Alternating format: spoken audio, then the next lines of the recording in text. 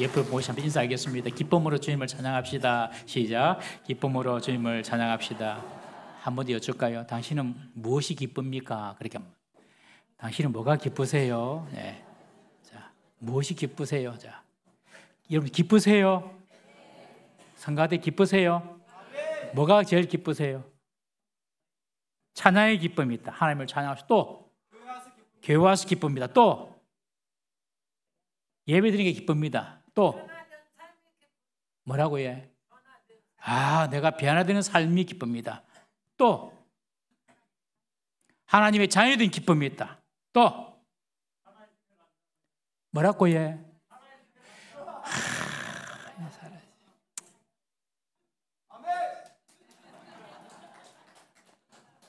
우리 다 오늘 살아서 예배 왔습니다. 하나님께 영광의 박수합니다.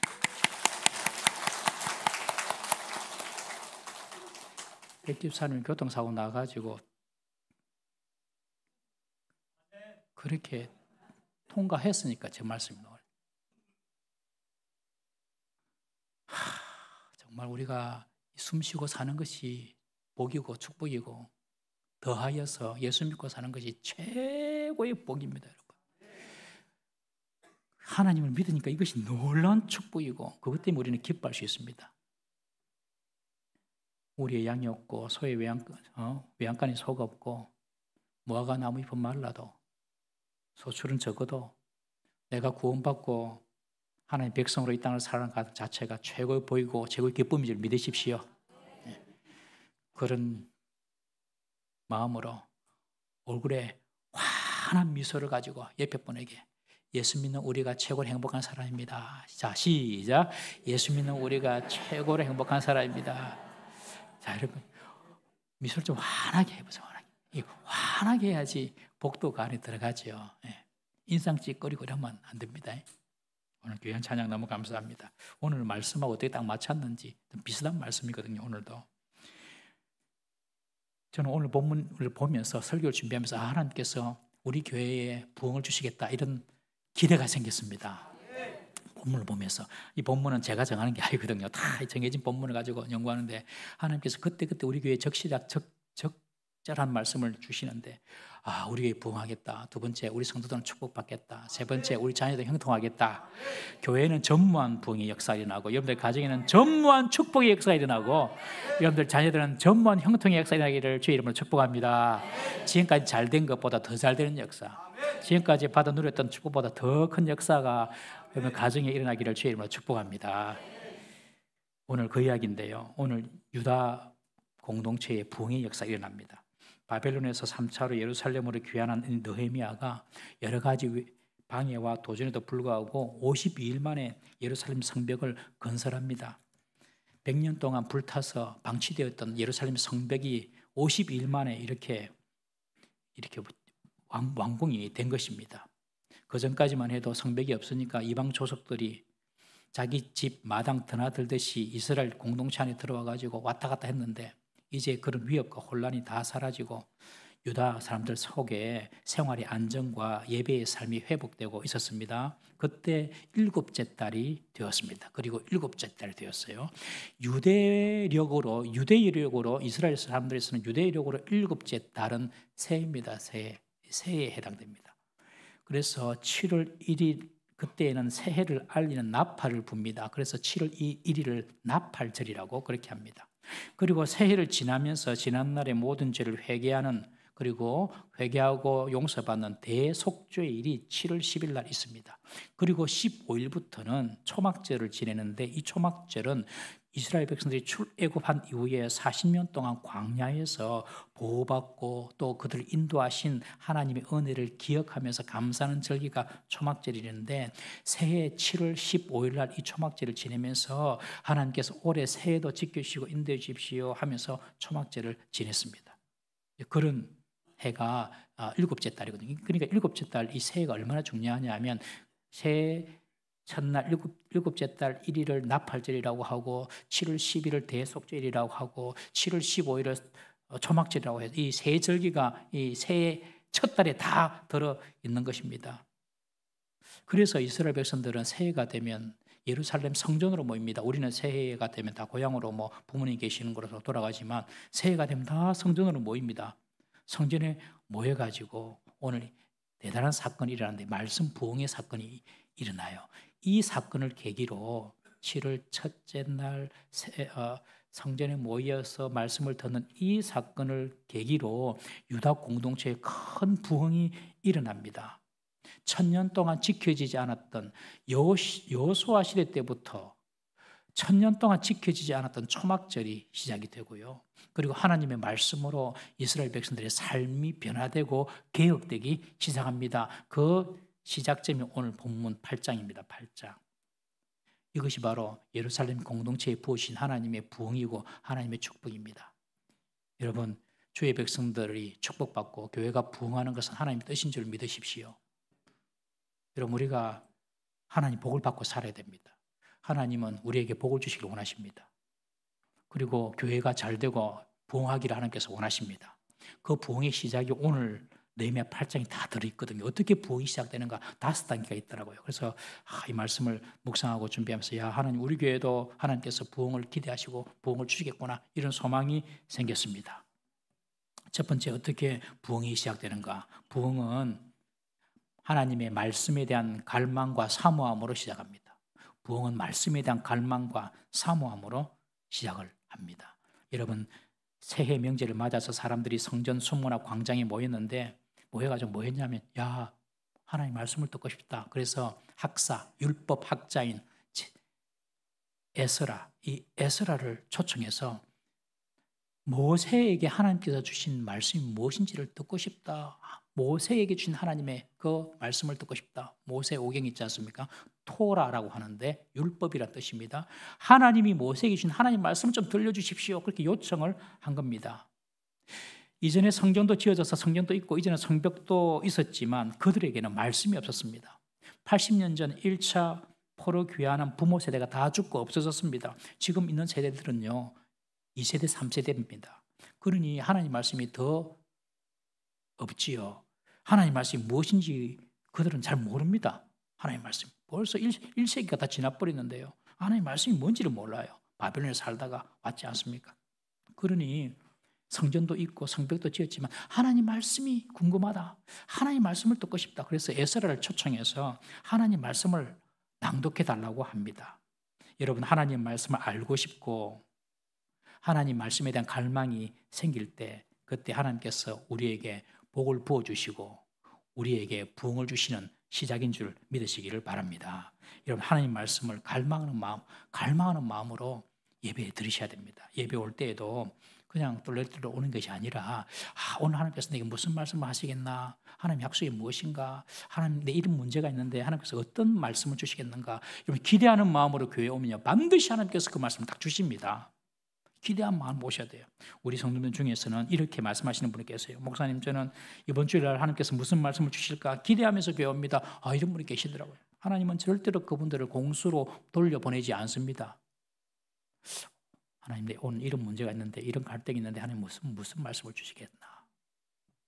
그렇게 말씀을 사모하고 기대하는 마음으로 여러분들 오셔야지 하나님께서 그 마음에 말씀을 부어 주십니다. 꼭 그렇게 교회 오시기 바랍니다. 수문화 광장에 모인 백성들은 새벽부터 정오까지 학사 에스라가 읽어주는 율법의 귀를 기울입니다. 남녀노소 할 것 없이 다 모였습니다. 말귀를 알아들을 수 있는 사람이라면 다 모인 거예요. 노인도 아이들도 온 세대 예배를 드린 겁니다. 다 모여가지고 새벽부터 정오까지 최소한 6시간, 7시간 동안 서서 그것도 하나님 말씀을 듣습니다. 여러분, 그렇게 하나님 말씀을 사모했습니다. 서서 어떻게 듣습니까? 6시간, 7시간 동안. 이것은 사람의 일이 아니라 하나님께서, 성령께서 역사하신 그런 성령의 일이었습니다. 새해 첫날 모여서 하나님 말씀을 들으면서 새해를 시작하는 겁니다. 여러분, 우리들도 이 성경에 있는 이 느헤미야의 이 사건들을 본받아서 내년 2026년 1월 달에 새해에 교회 다 모입시다. 다 모여가지고 하나님 말씀을 들으려고 합니다. 하나님 말씀 듣고 한 6시간 동안. 그리고 기도하고 2026년도 무슨 일이 우리 앞에 있을지 우리는 알 수가 없어요. 근데 기도로 다 쉴드를 치는 겁니다. 하나님 지켜주시고 막아주시고 형통케 해주시고, 우리가 송구영신 예배 때도 예배하기는 하지만 송구영신 예배 때는 순서가 많아가지고 이렇게 말씀을 많이 듣고 기도 잘 못하거든요. 그래서 새해 첫날 하루 1월 1일 보니까 1월 1일 날 여러분들 주로 어떻게 지내세요? 지금까지 어떻게 지내셨어요? 송구영신 예배 드리고 저는 한 9시까지 늦게 자다가 그래 보니까 뭐 별로 뭐 그냥 쉬기는 쉬는데 이렇게 첫날을 보내면 되겠나 이런 생각이 계속 들어왔거든요. 그런데 말씀을 보니까 새해 첫날 다 모여가지고 하나님 말씀 들어요. 남녀노소 할 것 없이. 그래가지고 새해 말씀 딱 또 그 말씀을 통해 하나님 약속도 붙잡고, 그리고 또 기도하면서 1년을 딱 준비하는 겁니다. 올해 한번 그래 해보려고 해요. 내년에 2026년 1월 1일 날 좋으시면 아멘. 예, 일부 예배도 너무 좋아가지고 사람들이 막 너무 좋다고, 이거 진작 했어야 돼, 내가 잘못했나 생각도 들고, 그래서 1월 1일 날 새해에 와서 이 수문 앞에 모여서 하나님 말씀을 들었던 이들처럼 한번 해보겠습니다. 부흥이 그때 시작됩니다. 에스라가 강단 가운데 딱 서고 오른쪽으로 6명의 레위인, 왼쪽으로 7명의 레위인이 딱 섭니다. 그리고 강단 아래에도 청중들 사이에도 13명의 레위인이 딱 흩어서 섭니다. 그러면 에스라가 하나님 말씀을 다 읽으면 이 사람들이 그 말씀을 해석해 주는 거예요. 왜냐하면 이 유대인들이 지금까지 100년 이상 바벨론에서 이렇게 있다가 왔기 때문에 이스라엘 말이 서툽니다. 그러니 율법을 이야기해 주면 이 말을 번역하고 설명을 하면서 그 13명의 레위인들을 통하여서 온 청중들에게 이 말씀은 이런 뜻이야 하고 다 가르쳐 주는 것입니다. 이렇게 하나님 말씀이 그 수문화 광장에서 모든 유다 백성들에게 전파된 겁니다. 여러분, 이것은 하나님 말씀을 사모하고 갈급한 바로 유다인들이 있었기 때문에 그렇습니다. 여러분들, 부흥의 시작, 축복의 시작은요, 하나님의 말씀에 대한 갈망과 기대에서 시작한다는 사실을 꼭 기억하십시오. 하나님의 백성이라면 다 이런 갈망이 있습니다. 하나님의 백성이라면 내가 하나님 말씀대로 좀 살고 싶다, 내가 하나님의 통치와 하나님의 다스림과 하나님의 축복 속에 한번 살고 싶다, 이런 기대가 생기거든요. 그래서 하나님 말씀을 갈망하게 됩니다. 하나님 말씀을 누구든지. 그래서 하나님 말씀을 사모하고 갈망해가지고 에스라를 초청해서 하나님 말씀을 듣는 것입니다. 여러분, 하나님의 말씀을 사모하고 갈망하는 은혜가 있기를 주의 이름으로 축복합니다. 그때가 축복과 부흥의 시작입니다. 두 번째로 부흥의 역사는요, 표현하는 예배에서 시작됩니다. 예배를 드리는데 표현을 해야 됩니다. 에스라가 여호와 하나님을 송축합니다. 하나님을 찬양하자 모든 백성이 손을 들고 아멘 아멘 하면서 응답하고 몸을 굽혀서 얼굴을 땅에 대고 하나님께 경배합니다. 입술로도 아멘 아멘 표현하고 몸으로도 땅에 굽혀 경배합니다. 이 땅에 엎드린다는 것은 뭐냐면 사형수가 참수를 당할 때에 하는 모습입니다. 사형수가 참수를 당할 때 땅에 엎드리거든요. 그러면 칼로 탁 참수합니다.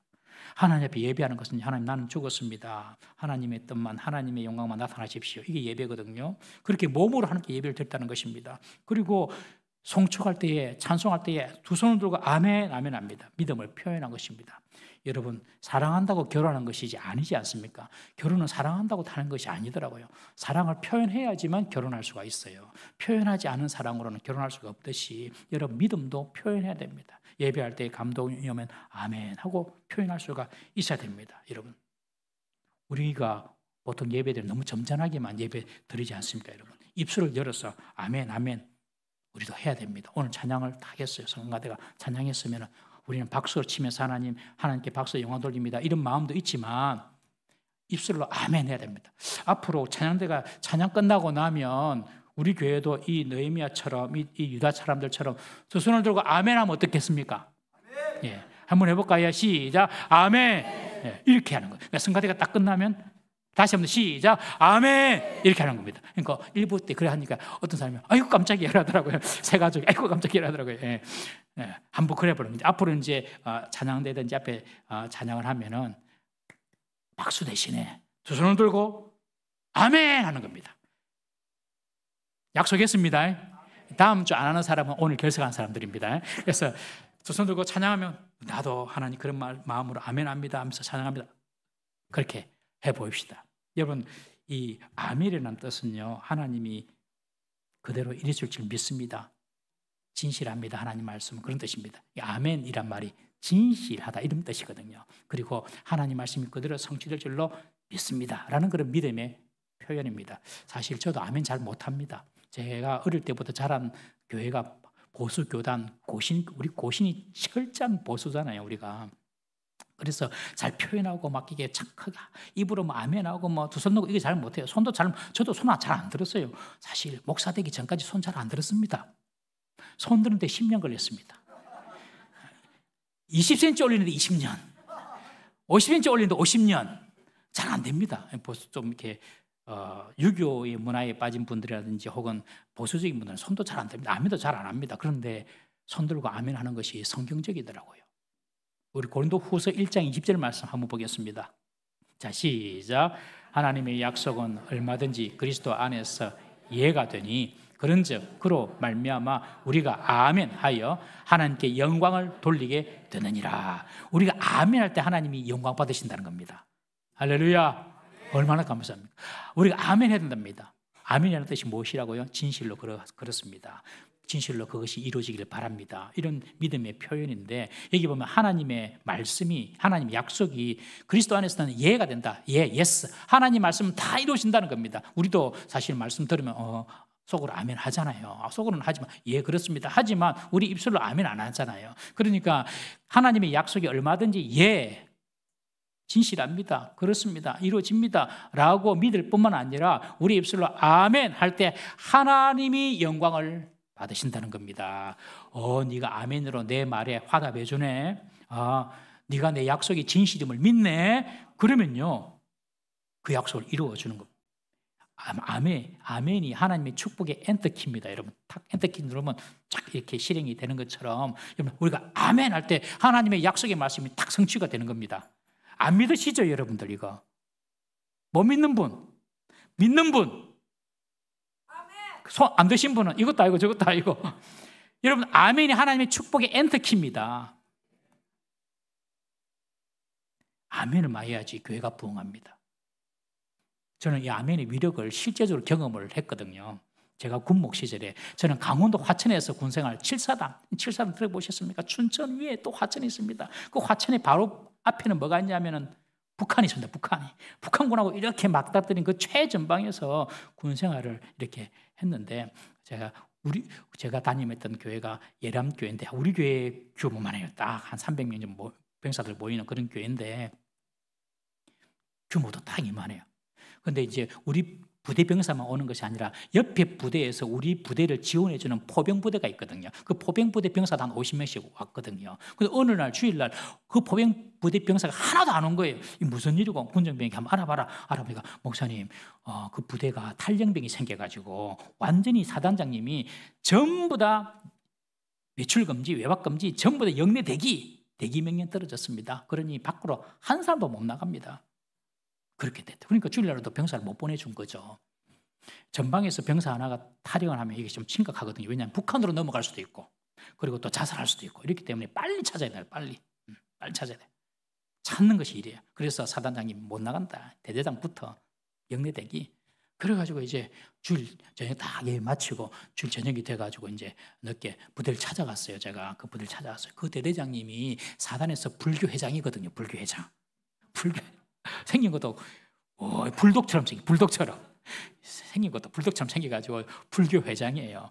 그래가지고 딱 찾아서 사장님, 제가 소식 들었는데 그 병사가 탈영했다면서요. 아이고, 안 됐으면 하나님께 한번 기도합시다 그랬어요. 기도하겠습니까? 안 하겠습니까? 그 불교대장이. 하지요. 급한데.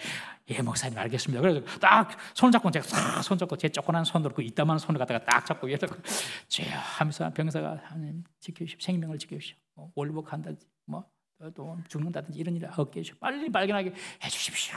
예수님의 이름으로 기도합니다. 딱 그랬는데 이 대대장이 아멘 소리를 그런 거, 아멘. 어디서 배웠는지 아멘 이러는 거예요. 알고 보니까 자기 형제는 또 교회 다니네. 자기는 불교 다니고 그렇더라고요. 형제는 또 교회 다녀요. 아멘 이러더라고요. 그래가지고 제가 깜짝 놀랐어요. 그래 이제 대통령실 나오면서 속으로 하나님 어쩝니까? 아멘 저렇게 했는데 저거 안 들어주면 큰일 날 것 같은데요. 하나님 어쩝니까? 그러면서 제가 걱정이 슬슬 되는 거예요. 목사가 이래 믿음이 왔다 갔다 합니다. 왔다 갔다. 그래가지고 어쩝니까? 꼭 들어줘야 되는데 근데 하나님이 긍휼히 여기셔가지고 그 다음날 그 병사를 발견한 거예요. 북한으로 넘어갔다든지 뭐 자살했다든지 이러면 큰일 나는데 이 병사가 하룻밤 딱 짱박혀 있다가 어디 짱박혀 있었다 하더라고. 딱 부대에 짱박혀 있다가, 짱박혀 있다는 표현 잘 모르죠. 구석에 숨어 있는 거예요. 딱 숨어 있다가 화천에서 시외버스 터미널 타고 튀기려고 딱 화천에 집을 탔는데 헌병이 딱 잡은 거예요. 그때 놓치면 끝나는 거거든요. 바로 나가거든요. 딱 잡은 거예요.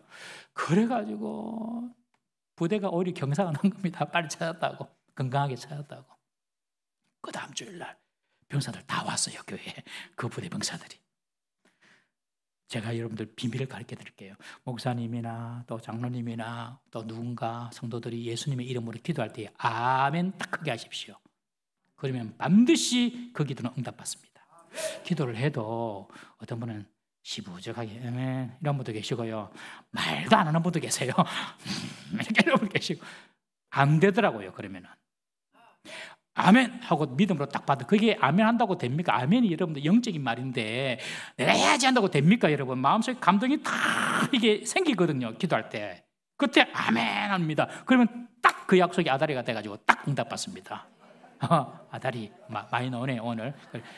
엔트키 아멘이 엔트키다 딱 치면은 목사님 저는 잘 모르겠는데 믿음으로 순종해 보십시오. 여러분 기도할 때 아멘 하고 설교 말씀 중에 내 마음에 오는 감동이 있으면 아멘 하고요. 멍 때리면서 설교 들으면 아멘 할 타이밍을 다 놓쳐버립니다.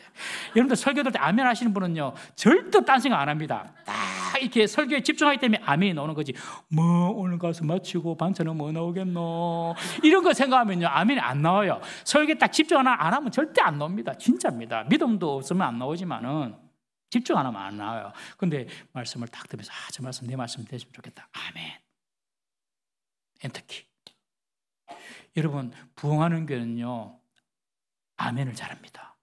제가 이 부흥하는 교회 큰 교회들 이렇게 가보면요 꼭 마치 아멘 부대 만들어 놓은 것처럼 아멘 하는 사람들이 꼭 있더라고요. 우리 성가대가 아멘 부대 한번 합시다. 네. 그렇지. 성가대 좋으면 아멘. 잘하네. 역시 똑똑해요. 성가대 그죠? 딱 여러분들 이렇게 돼야지 교회도 부흥하고 여러분들 인생도 축복받습니다. 여러분 이렇게 예배의 표현이 있어야 됩니다. 에스라의 찬양에 손들고 아멘 했을 뿐만 아니라 몸을 굽혀가지고 얼굴을 땅에 대고 여호와께 경배했습니다. 여러분. 몸으로도 표현한 거예요. 여러분 저는 예배 중에 또 혹은 우리 김영선 권사님 계시잖아요. 춤추시거든. 근데 권사님 왜 오전 예배 때는 춤 안 추니까 제가 여쭤봤어요. 목사님 예배는 질서가 있어야 됩니다. 그러더라고요. 와, 오전 예배는 춤 안 추고 오후 예배 때 또 감동이 올 때 아무 때나 춤 안 추시더라고요. 계시지만 감동이 올 때만 춥니다. 그렇지? 아무 때나 안 춥니다. 감동이 올 때. 근데요 참 감사한 것이 우리 교회 성도들이 얼마나 성숙했냐면 다 그거 봐주세요. 다 이해해 주세요. 그리고 다 좋아했어요. 어떤 분은요 목사님 저도 춤추고 싶은데 용기가 없어서 못 나갑니다. 그런 분도 계시더라고요. 근데 우리 교회 참 성숙해요. 참 교회가 다 이렇게 이해해줘요. 참 좋은 교회입니다. 여러분 예배는요 이렇게 표현돼야 된다. 표현하는 예배. 입술로도 표현하고 또 하나님께 감사하면 춤으로도 몸으로도 표현하는 손 들고 표현하는 그런 교회가 될 때 교회가 부흥하고 여러분들 가정은 축복받고 자녀들이 형통할 줄 믿습니다. 이제부터 아멘 해야 돼. 이것부터 훈련해야 됩니다. 세 번째로 부흥하는 교회는요 회개의 눈물과 감사의 눈물을 통하여 부흥이 시작됩니다. 회개의 눈물이 있어야 돼요. 에스라가 율법을 딱 낭독해주고 레위인들이 그것을 해석하여서 백성들에게 쫙 의미를 깨우쳐주니까 백성들이 오늘 성경에 보니까 눈물을 쭉 흘립니다. 이 눈물은 저는 세 가지 의미의 눈물이 있다고 생각합니다. 첫 번째는 후회의 눈물, 후회의 눈물. 왜 우리가 하나님 백성이 잘 먹고 잘 살고 또 하나님 잘 섬기고 평안하고 형통하게 살아야 되는데 왜 바벨론 군대가 와가지고 우리를 짓밟고 우리를 죽이고 종으로서 70년 동안 살게 했냐? 아이고야, 알고 보니까 성경에 다 있었네. 신명기의 말씀해 보니까 하나님 잘 섬기면 복 받고 하나님 잘 안 섬기고 우상 섬기고 딴 거 찾고 다니면 너희들을 가나안 땅에서 뽑아내버리겠다. 그렇게 성경에 기록하고 있거든요. 정말 가나안 땅에 뽑아내가지고 저기 바벨론까지 가서 살았잖아요. 성경에 다 있는 말이네. 성경에 다 있는 말. 그런데 왜 우리 그래 못 살았노 하면서 후회의 눈물을 흘리는 겁니다. 후회의 눈물. 그리고 회개의 눈물을 흘리는 겁니다. 그들이 지은 죄를 회개하는 겁니다. 하나님 안 섬기고 살았구나. 하나님 모르고 살았구나 하면서 후회의 눈물, 회개의 눈물을 흘립니다. 그리고 저는 여기 하나 덧붙여서 감사의 눈물도 있었다고 생각합니다. 왜냐하면 그래서 우리가 징계받아서 계속해서 그렇게 살아야 되는데 예레미야를 통해 주신 말씀처럼 다시 70년 만에 우리를 예루살렘으로 돌아오게 하셨구나. 다시 회복시켜 주셨구나. 그리고 이곳에서 새 첫날이라고 모여 사는 게 예배드릴 수 있도록 주셨구나. 바벨론에 있어서 어떻게 예배드리겠습니까? 다시 이곳에서 예배할 수 있게 하는 감사의 눈물도 하나님께 드린 것입니다. 여러분, 말씀이 들어가면요, 회개가 일어나고 감사가 동시에 일어납니다. 예수님을 믿어도 내가 얼마나 비참한 존재인지, 내가 얼마나 부족한 자인지 알지 못한다면 예수님을 제대로 믿은 것 아닙니다. 여러분, 예수님을 믿기 전에 하나님 없이 살 때를 생각해 보십시오. 어떻게 살았습니까? 아무 생각 없이 살았습니다. 하루하루 먹고 사는 것이 그것이 최고인 줄 알고 살았습니다. 예수 없이 살았던 내 인생이 정말 부질없이 헛된 인생을 살았구나, 이런 한탄이 생겨야 됩니다. 그런 사람이 예수님을 제대로 믿는 사람입니다. 그래서 후회가 되고 잘못했습니다. 또 뭣도 모르고 지었던 죄들이 얼마나 많습니까? 우리가 하나님 말씀 몰라서 지은 죄들이 그게 다 죄였구나 깨닫고 회개의 눈물을 흘리는 겁니다. 그런 후회의 눈물, 회개의 눈물이 있어야 됩니다. 그리고 덧붙여서 그런 나를 주님께서 불러주셔서 죄 용서해 주시고 나에게 미래와 소망을 주시고 그리고 하나님의 백성이 되게 해주셨구나, 감사의 눈물을 흘려야 됩니다. 여러분, 우리 교회에 이런 눈물이 많기를 주의 이름으로 축복합니다. 회개의 눈물뿐만 아니라 감사의 눈물이 많기를 바랍니다. 그렇게 막 백성들이 오니까요, 느헤미야와 에스라가 와서 이제 그만 울어라 그럽니다. 오늘은 하나님의 성일이다. 새 첫날, 하나님께서 우리에게 새 첫날을 주지 않냐? 바벨론에서 우리가 살았다면 이렇게 새 첫날 모여서 예배라도 드릴 수 있었겠냐? 하나님께서 우리에게 주신 축복의 날이다. 그러니 그만 울고 기뻐해라, 그렇게 말합니다. 네 번째 부흥의 시작은요, 기쁨의 회복으로부터 시작합니다. 기쁨의 회복. 우리 10절 말씀 한번 읽어보겠습니다. 10절입니다. 시작. 느헤미야가 또 그들에게 이르기를 너희는 가서 살진 것을 먹고 단 것을 마시되 준비하지 못한 자에게는 나누어 주며 이 날은 우리 주의 성일이니 근심하지 말라. 여호와로 인하여 기뻐하는 것이 너희의 힘이니라. 지금까지 하나님 말씀 잘못 순종해서 벌받고 살았지만 이제 우리 돌아왔지 않냐? 이제 하나님께서 우리에게 새로운 소망을 주실 것이다. 그러니 여호와로 인하여 기뻐하라. 이것이 너의 힘이다. 여러분, 교회에 기쁨이 있어야 되고요, 가정에도 기쁨이 있어야 되고요, 개인의 인생에도 기쁨이 있어야지 그 사람이 하나님의 복을 받는 사람이고 하나님께서 그 사람을 통하여 부흥을 이루게 하실 사람입니다. 여러분, 하나님 원래 우리에게 기쁨을 주셨어요. 원래 기쁨을 주셨어요. 에덴 동산에서 아담과 하와를 만들지 않습니까? 에덴 동산이란 말의 뜻이 기쁨의 동산이라는 뜻입니다. 에덴이라는 말이, 에덴, 이 말이 기쁨이라는 뜻이 기쁨. 하나님이 기쁨의 동산으로 인간을 주셨지만 인간이 죄와 불순종을 인해서 그 기쁨을 잃어버린 것입니다. 여러분, 기쁨을 가지는 것이 정상적인 거예요. 우리가 하나님께서 기뻐하고 즐거워하는 것이 그게 정상적인 겁니다. 그런데 죄가 들어오고 불순종이 들어오고 욕심이 들어오고 이래가지고 그 기쁨이 사라진 겁니다. 여러분, 우리가 어떨 때 기쁩니까? 돈이 많이 생기면 기쁩니까? 뭐 기쁠 수도 있죠. 뭐 조금 더 성진하고 자녀들 학교 성적 달라붙고 직장 가고 결혼하고 이러면 다 기쁘죠. 순간순간 기쁘죠. 그러나 진정으로 기쁨은요, 그런 것에 있는 것이 아닙니다. 우리 12절 말씀 한번 읽어보겠습니다. 12절 시작. 모든 백성이 곧 가서 먹고 마시며 나누어 주고 크게 즐거워하였으니 이는 그들이 그 읽어 들려준 말을 밝히 알미라. 에스라가 들려준 이 말씀이 깊이 깨달아진 것입니다. 뭘 깨달았습니까? 하나님 말씀대로 안 살았으니까 이렇게 고생하며 살았구나. 그러나 이제부터라도 하나님 말씀 듣고 순종하면 내 미래는 소망이 있구나. 이걸 깨달은 겁니다, 여러분. 그러니까 기쁨이 있는 것이죠. 여러분, 부흥하는 교회는요, 기쁨이 있는 교회가 돼야 됩니다. 그래서 사탄 마귀는요, 성도들의 기쁨을 자꾸 뺏어갑니다. 조금 기뻐지려면 딴 거 염려, 걱심, 걱정 딱 생각나게 해가지고 기뻐하는데 자꾸 실패하게 합니다. 왜요? 하나님의 복 받기 싫어하는 것이 사탄이거든요. 성도가 잘 되고 교회가 부흥하는 거 하나님이 원하시는 거 사탄이 가장 싫어하거든요. 그러니까 기쁨을 뺏어가 버립니다. 여러분, 하나님 말씀이 깨달아지면 기쁨이 오고요. 여호와로 인하여서 우리는 기쁨이 우리 속에 생겨남을 믿으십시오. 여호와를 기뻐하면 그것이 너희의 힘이 된다. 여러분, 여호와를 기쁘시게 하는 삶을 하나님께서 기뻐하실까요? 여호와를 기뻐하시는 삶을 하나님께서 기뻐하실까요? 다 기뻐하시겠죠. 하나님 기뻐하게 하는 것도 하나님 기뻐하시겠죠. 근데 하나님이 더 기뻐하는 것은 여호와를 기쁘시게 하는 것을 하나님께서 더 기뻐하실까요? 아니면 여호와를 그냥 막 기뻐하는 것을 어려우면 참 이렇게 생각됩니다. 부모님, 자식들이 부모님을 위해서 막 기쁘게 막 하려고 하는 것이 기쁘세요? 아니면 그냥 자식들이 부모님 보기만 봐도 막 기뻐하는 것을 여러분들 좋으세요? 더 쉽게 설명하면 여러분들 집에 딱 들어갔는데 엄마 아빠가 딱 집에 들어갔는데 아이들이 엄마 아빠 왔다고 엄마 아빠 하면서 기뻐하는 것을 여러분들이 좋으세요? 아니면 엄마 아빠가 집에 들어가는데 바퀴벌레가 불 켜면 파박 쏟듯이 자식들이 다 자기 방을 다 숨는 게 좋겠어요? 엄마 아빠가 있으면 집안이 썰렁해지는 그런 집도 있고요. 엄마 아빠가 나가면 아이들이 기뻐가지고 춤추는 그런, 아니면 엄마 아빠가 있는 것 자체가 너무 좋은 거예요. 아이들이 이렇게 엄마랑 같이 있는 것이 너무 좋아. 보기만 봐도 좋아. 그런 부모가 더 기쁘지 않을까요? 그냥 자식들이 부모님 계시는 것만으로 기뻐야지. 부모를 막 기쁘게 해줘서 기쁜 것보다 부모 마음은.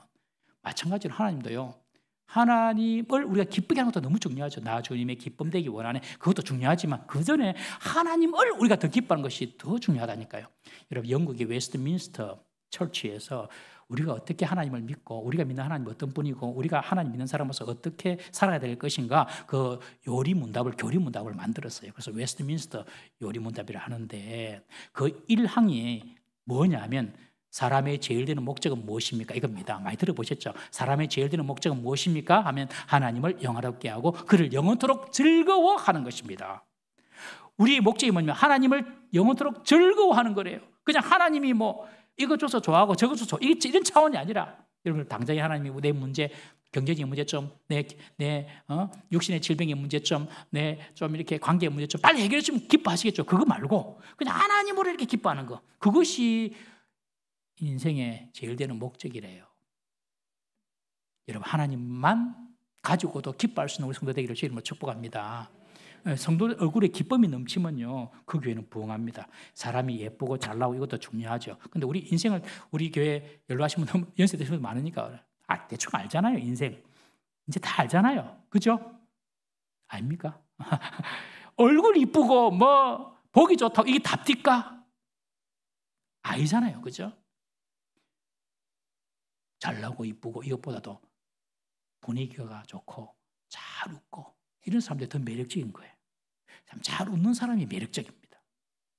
나는 못생겼다 이런 사람은 잘 웃기만 웃어도 역사가 일어날 줄로 믿습니다. 입술을 이렇게 하지 말고 항상 진지하게 인생을 팍 죽여서 내가 세상의 모든 재장짐을 지고 가는 하나님의 어린 양이다 이런 생각을 가지고 살면 망합니다. 이러면 절대 그러면 안 됩니다. 내 짐은 다 주님께 맡겨버리고 그냥 믿음으로 웃는 것입니다.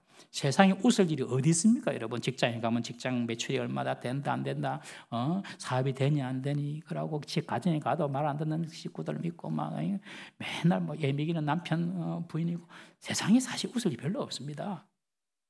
소소한 작은 기쁨이 있지만, 그래서 우리가 하나님으로 인해서 기뻐할 때 그 사람이 진짜 매력적인 사람이 되는 것입니다. 세상에 기쁠 일 없지만 여호와로 인하여 기뻐하는 것, 주님의 말씀을 깨달음으로 기뻐하는 것, 그것이 우리의 힘이 되는 것입니다. 여러분, 돈이 힘이 아니고 사람이 힘이 아니고 건강이 힘이 아닙니다. 그런 한순간에 날아가는 것입니다. 여러분, 여호와로 인하여 기뻐하는 것이 우리의 힘이 되는 것입니다. 이스라엘 백성들은 비록 과거에 잘못하여서 하나님께 나라도 잃고 다른 나라의 종이 되었지만 이제 하나님의 약속대로 예루살렘을 귀환했고 다시 하나님 말씀대로 살면 우리에게 회복과 축복의 문을 주님께서 열어주실 것이다. 이런 소망이 생겼으므로 여호와로 인하여 기뻐할 수가 있는 겁니다. 여러분 과거에 좀 실패했습니까? 과거에 후회되는 일이 많이 있죠. 그러나 우리가 마음을 새롭게 하여 주님의 말씀을 따르고 순종하면 하나님은 새로운 은혜와 축복을 주실 줄로 믿으시기를 바랍니다. 딱 믿으셔야 돼요. 그래서 기뻐하시겠어요. 우리 교회에 치유와 회복의 역사가 일어나고 형통과 축복의 역사가 일어나기를 주의 이름으로 축복합니다. 수분 앞에서 모여서 하나님 말씀을 들었던 이스라엘 백성들이 회개하고 또 이제는 오늘은 성인이 기뻐하라. 그러니 또 하나님께서 소망을 두고 기뻐하고 그리고 그들의 음식을 나눠 먹습니다. 5번째 부흥의 시작은요. 공동체의 하나됨의 회복부터 시작합니다. 이기적인 사람들만 모여 있으면요. 부흥 없습니다. 공동체를 생각해가지고 공동체를 이해하고 공동체를 위하여 뭔가 내가 해야 되겠다 이런 마음이 있는 사람들이 많이 모였을 때 그 교회는 부흥합니다. 여러분 오늘 느헤미야가 울고 있는 말씀을 듣고 회개하고 또 후회하고 있는 그 울고 있는 백성들에게 이제 그만 울어라. 오늘은 하나님의 성일이지 않느냐. 이제 새해다. 하나님께서 새로운 복을 주실 것이다. 기뻐하라. 라고 이야기하면서 뭐라고 이야기하면 너희들이 가져온 음식을 나눠 먹어라. 단 것도 좀 많이 먹어라. 잘 먹어라. 그렇게 말합니다. 그러면서 준비하지 못한 자들을 위해서도 너희들이 베풀어라. 그렇게 말합니다. 수문화 광장에 오전부터 새벽부터 6시부터 모였는데 뭐 하나님 말씀을 6시간 동안 들을 거라고 생각을 하지 못한 사람도 분명히 있었잖아요. 그러니까 먹을 거 준비도 못하고 한 사람도 있었고 준비해도 조금만 준비한 사람도 있었고 경제적인 형편이 다 다르기 때문에 경제적인 형편이 좀 좋은 사람 좀 많이 풍성하게 준비한 거 있었고 그러니 좀 잘 준비한 사람들이 좀 적게 준비한 사람들 좀 나누라. 같이 해라. 같이 먹어라. 적게 같이 먹어라. 이것이 공동체의 하나됨의 회복입니다. 내만 잘 되면 된다. 내 기도만 응답되면 된다. 끝이 안 좋습니다. 우리 인생을 좀 살아봤잖아요. 잘 보십시오. 진짜 잘 보십시오.